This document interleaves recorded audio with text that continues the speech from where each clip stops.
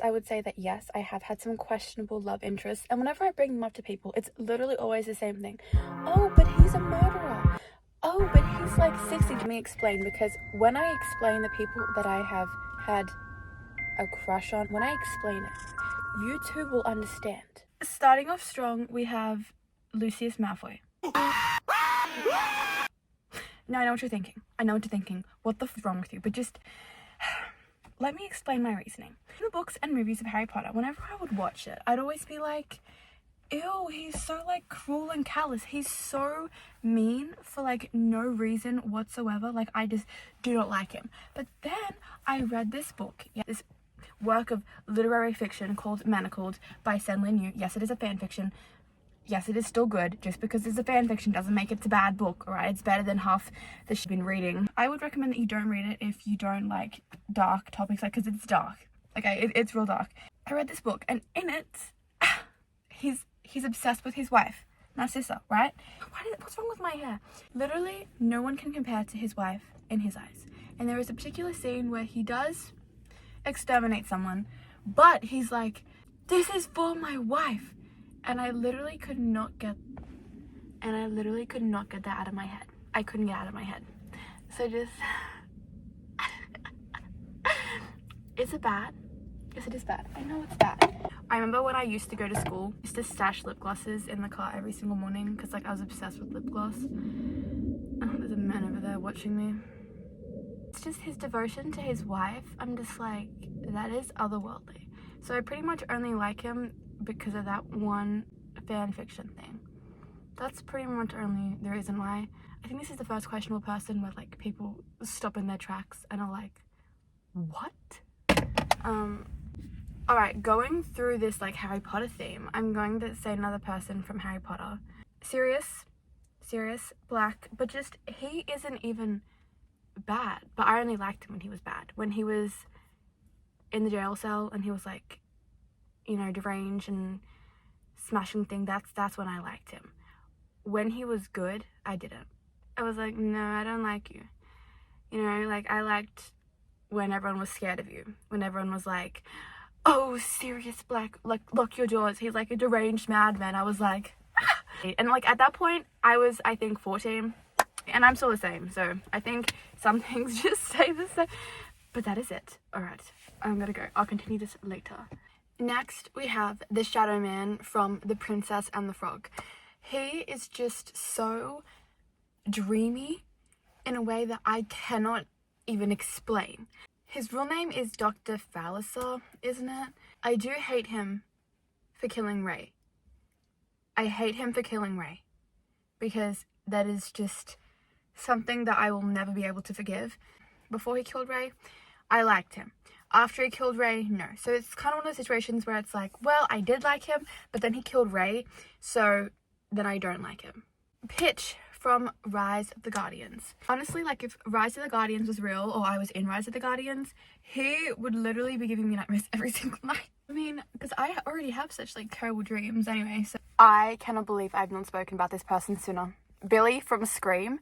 Scream is hands down, in my opinion, the best Scream. They literally could have just stopped there.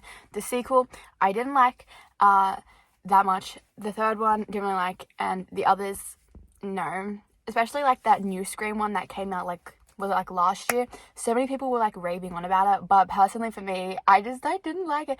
I did not like it. There wasn't a single part of me that liked that movie.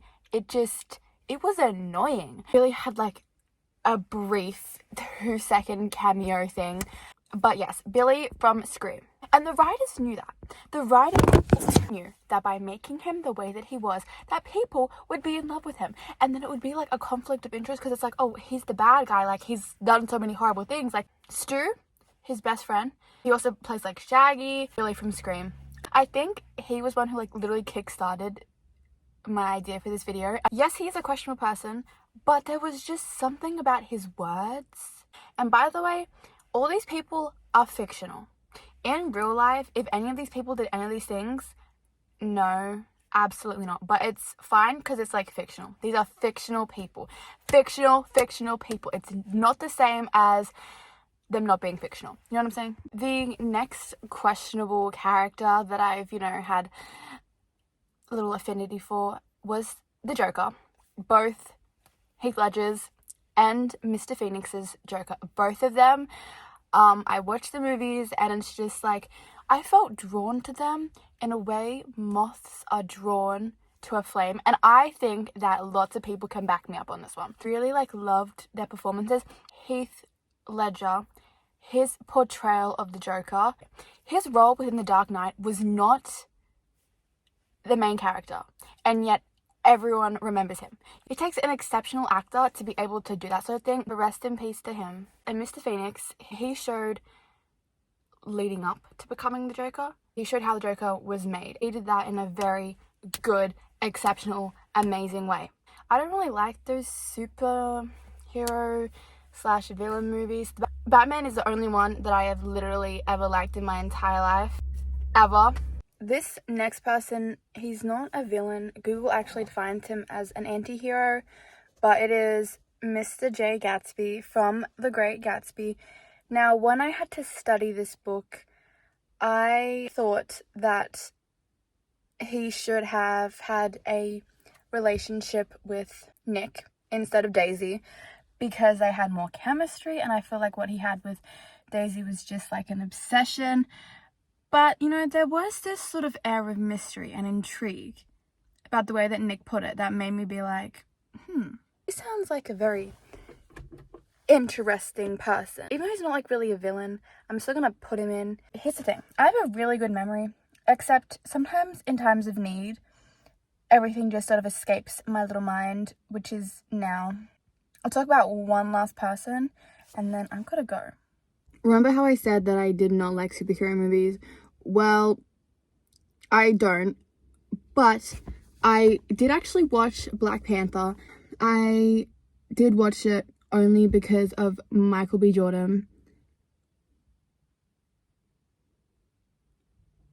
What's his character's name? It's like Killmonger or something. I did cry watching the latest Black Panther movie. I went to the movies to see it, and I cried at the end when they did that little like montage thing.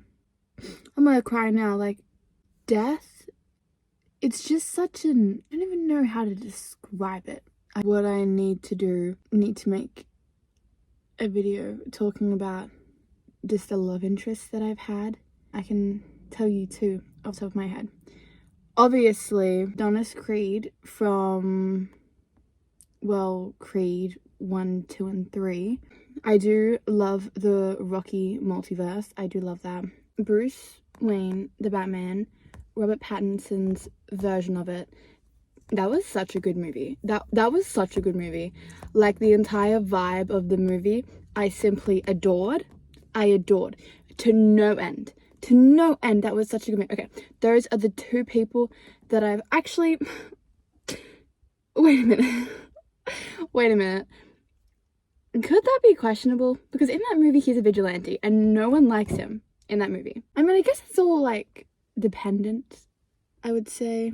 I think that wraps up today's video. I'm going to be trying to, like, post quite a lot.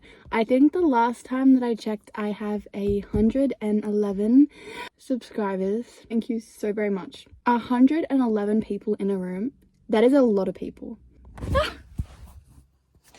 That was a hug, by the way. Alright, I'm going to go now. Let me know what your, like, questionable people are that you've, like, ever had little crushes on. Let me know, because I'm very interested.